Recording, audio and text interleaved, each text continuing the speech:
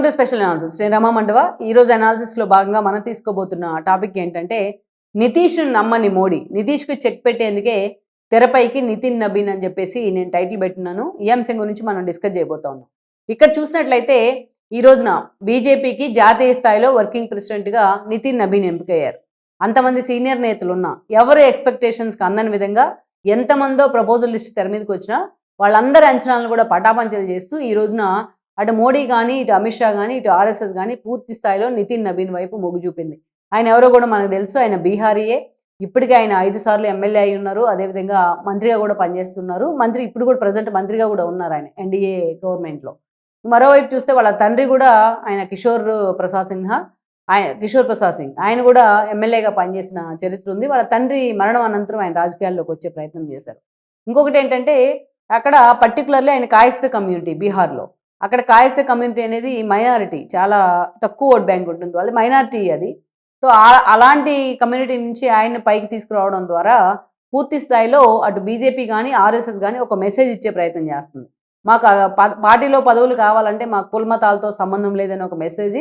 Party కోసం ఎవరైతే సాలిడ్గా నిలబడతారో, కష్టకాలంలో సాలిడ్గా పనిచేస్తారో అలాంటి వాళ్ళకి మేము పెద్దపీట వేస్తామనేమో ఒక మెసేజ్. ఇంతమంది సీనియర్ నేతలున్న నితిన్ నబీన్ ఆల్మోస్ట్ ఆయన 45 years అలాంటి ఒక యువనేతను తీసుకురావడం ద్వారా రాజకీయాల్లోకి మిగతా చోట్ల కూడా పార్టీలో యూత్ నింపే ప్రయత్నం జరుగుతోంది అనేది ఒక మెసేజ్. చాలా ఒక మంచి మెసేజ్ ఇచ్చే ప్రయత్నం అయితే జరుగుతోంది. ఇంకోవైపు చూసినట్లయితే ఇక్కడ ఆల్రెడీ మనం చూస్తే వాజ్పేయి అండ్ అద్వానీ లాంటి వాళ్ళు పార్టీలో చాలా సీనియర్ నేతలుగా ఉన్నప్పుడు ఆ రోజు వాళ్ళు మోడీ అమిత్ షా లాంటి వాళ్ళని ప్రోత్సహించారు. మోడీ అమిత్ షా లాంటి వాళ్ళు వచ్చినప్పుడు జేపీ నడ్డా వచ్చారు అధ్యక్షుడిగా. అమిత్ షా లాంటి వాళ్ళు అధ్యక్షుడు ఉన్నప్పుడు జేపీ నడ్డా వర్కింగ్ ప్రెసిడెంట్ ఉన్నారు. అమిత్ షా అధ్యక్ష పదవి పూర్తయిన తర్వాత జేపీ నడ్డా అధ్యక్షులు కావడం జరిగింది. నడ్డా ఆధ్వర్యంలో ఇప్పటికి బీజేపీ 3 సార్లు అధికారాన్ని కైవసం చేసుకుంది. ప్రజెంట్ 3వ సారి మోడీ ప్రధానిగా ఉన్నారు ఈ రోజున. ఇక నడ్డా పదవీ కాలం పూర్తి కావస్తోంది. ఈ ప్రపోజల్ లిస్ట్లో చాలా మంది పేర్లు వినిపించినప్పటికీ కూడా ఎవరు ఊహించిన విధంగా అనూహ్యంగా నితిన్ నబీన్ పేరు తెర మీదకి వచ్చింది. ముఖ్యంగా ఈయన సెలెక్ట్ చేయడం వెనుక ఇంకొక సాలిడ్ రీజన్ ఏంటంటే గతంలో ఆయన ఛత్తీస్గఢ్, సిక్కిం లాంటి చోట అబ్జర్వర్గా ఉన్నారు, పార్టీ ఎలక్షన్ అబ్జర్వర్గా. సో ఆ 2 రాష్ట్రాల్లో కూడా బీజేపీ తన కమల జెండా, కాషాయ జెండా ఎగరేసింది. ఈ క్రమంలోనే ఆయన పెర్ఫార్మెన్స్ ఎప్పటికప్పుడు కౌంట్ అవుతూ ఉంది పార్టీ అధిష్టానం దగ్గర. ఆయనకు అందుకే అంత మార్కులు పడ్డాయి. ఎవరు ఊహించని విధంగా ఆయన బీహార్ నుంచి ఈ రోజున వర్కింగ్ ప్రెసిడెంట్గా ఎన్నికయ్యారు. సో రేపో మాపో నడ్డా దిగిపోతే ఆ అధ్యక్ష పదవిలో కూడా నితిన్ నబీన్ కూర్చోబోతా ఉన్నారు. ఇది ప్రొసీజర్. అయితే నితిన్ నబీన్ని సెలెక్ట్ చేయడం వెనుక కొన్ని రాజకీయ కారణాలు కూడా ఉన్నాయి బీహార్ కేంద్రంగా అన్న చర్చ జరుగుతోంది. ఆ కారణం ఏంటంటే మొన్నటి ఎన్నికల్లో బీహార్ ఎన్నికలు జరిగాయి. బీహార్ ఎన్నికలకు ముందు నుంచి కూడా ఎన్డీఏ కూటమిలోనే నితీష్ ఉన్నారు. మొన్న కూడా ఎన్డీఏ కూటమితో కలిసే పోటీ చేశారు. ఇండియా కూటమిలో తేజస్వి లాంటి వాళ్ళు ఉన్నారు, హేమంత్ సోరెన్ లాంటి వాళ్ళు ఉన్నారు, కానీ వాళ్ళు పోటీ ఒక సీట్ కూడా ఇవ్వలేదు హేమంత్ సోరెన్. సో ఇక్కడ చూసినట్లయితే చిరాగ్ పాస్వాన్ లాంటి వాళ్ళు కూడా ఎన్డీఏ కూటమిలోనే ఉన్నారు. మొన్నటి ఎన్నికల్లో మనం చూస్తే బీజేపీనే ఏదైతే నితీష్ కంటే ఎక్కువ సీట్లు సాధించింది. అయితే ఎన్నికల ముందు ఒక డిమాండ్ ఉండింది. బీజేపీ అక్కడ ఆల్రెడీ ఒక 3 ఏళ్ల నుంచి కూడా సోలోగా ఎదిగే ప్రయత్నం చేస్తుంది. బీజేపీ నుంచే సీఎం అభ్యర్థిని ప్రకటించాలనే డిమాండ్ బీజేపీ క్యాడర్ నుంచి ఉంది. నితీష్ సీనియర్ నేతగా ఉన్నారు, ఆల్రెడీ ముఖ్యమంత్రిగా ఉన్నారు కాబట్టి ఆయన్నే ముఖ్యమంత్రి అభ్యర్థిగా ప్రకటించాలనే డిమాండ్ ఉండింది. బీజేపీ ఈ విషయంలో కొంత డైలమాలో ఉంది.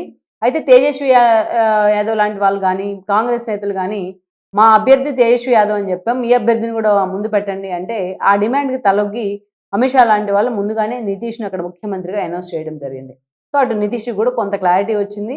ఒకవేళ నితీష్ను ముఖ్యమంత్రిగా అనౌన్స్ చేయకుండా ఉండుంటే ఎన్నికలకు ముందే ముఖ్యమంత్రి అభ్యర్థి అనౌన్స్ చేయకపోతే ఎన్నికలకు ముందే ఆయన బీజేపీ ఎన్డీఏ కూటమి నుంచి తప్పుకునేవాడు. ఎన్నోసార్లు చేశారు ఆయన ఇలాగా. తనకు అవకాశం వచ్చినప్పుడల్లా గోడ మీద పిల్లి బాటంలాగా ఆయన వ్యవహరిస్తూ వచ్చారు. అది ఇప్పటికీ మోడీ షా మనసులో ఉంది, ఎవరూ మర్చిపోలేదు కూడా దాన్ని. కాకపోతే మొన్న ఆల్రెడీ ముందుగా మాట ఇచ్చారు కాబట్టి మాట తప్పినట్టు అవుతుంది అని చెప్పేసి మొత్తానికైతే నితీష్ని ఆ సీట్లో కూర్చోబెట్టారు. ఆయన సీఎంగా ప్రమాణ స్వీకారం అయితే చేస్తున్నారు. అయితే బీజేపీ ఎక్కువ సీట్లు సాధించింది నితీష్ కంటే మొన్న. అందుకే బీజేపీ ఎక్కడైనా కూడా సోలోగా ఎదిగే ప్రయత్నం చేస్తుంది. కానీ ఎదిగే క్రమంలో నితీష్ లాంటి వాళ్ళని కొంత మెట్లుగా ఉపయోగించుకుంటుంది. కానీ బీజేపీ తనకు రాజకీయంగా ఏ చిన్న అవకాశం ఉన్నా కూడా ఆ చిన్న అవకాశాన్ని వదులుకోవడానికి ఇష్టపడదు. సో అంత పర్ఫెక్ట్గా పొలిటికల్ స్ట్రాటజీ ఉంటుంది బీజేపీది. అందుకే ఇక్కడ మనం చూసినట్లయితే నితీష్ని ఆల్రెడీ అనౌన్స్ చేస్తున్నారు కాబట్టి ఎథిక్స్ మీరినట్టు అవుతుందని చెప్పి ఆయన సీఎం చేస్తున్నారు.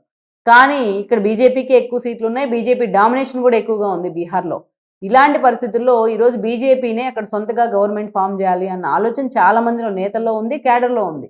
అందుకే ఈరోజు పర్టికులర్గా బీహార్ నుంచి నితిన్ నబీన్ను పార్టీ వర్కింగ్ ప్రెసిడెంట్గా చేశారు అనే చర్చ నడుస్తోంది. అంతేకాదు అధ్యక్షుడు కూడా కాబోతారు ఆయన త్వరలోనే. సో అందుకే నితిన్ నబీన్ బీహార్ నుంచి ఒక బీహార్ వ్యక్తికి పార్టీ జాతీయ స్థాయిలో అధ్యక్ష బాధ్యతలు ఇవ్వడం ద్వారా బీహార్లో క్యాడర్కి బూస్ట్ ఇచ్చినట్టు అవుతుంది, నేతలకు బూస్ట్ ఇచ్చినట్లు అవుతుంది, ఒక జోష్ కనిపిస్తుంది అనమాట. సో పూర్తి స్థాయిలో అది డామినేట్ చేసినట్టే ఉంటుంది నితీష్ను.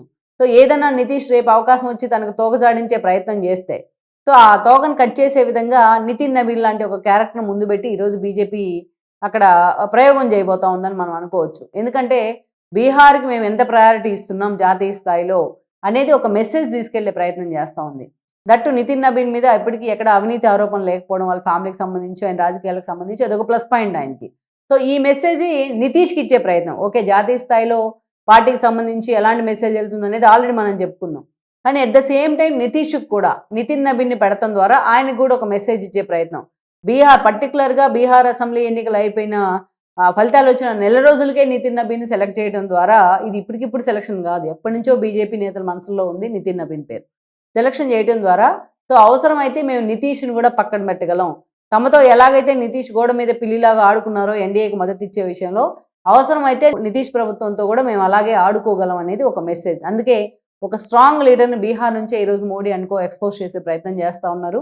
లెట్స్ సీ మరి బీహార్లో ఎన్ని రోజుల వరకు నితీష్ ముఖ్యమంత్రిగా ఉంటారు, ఎన్ని రోజుల వరకు ఆయన బీజేపీ ట్రాప్లో పడకుండా ఉంటారు అన్నది, ఎన్ని రోజుల వరకు వాళ్ళ సత్సంబంధాలు ఉంటాయి అనేది ఇంకొద్ది రోజుల్లోనే తేలిపోబోతా ఉంది. Please share, like and subscribe R24 Telugu YouTube channel.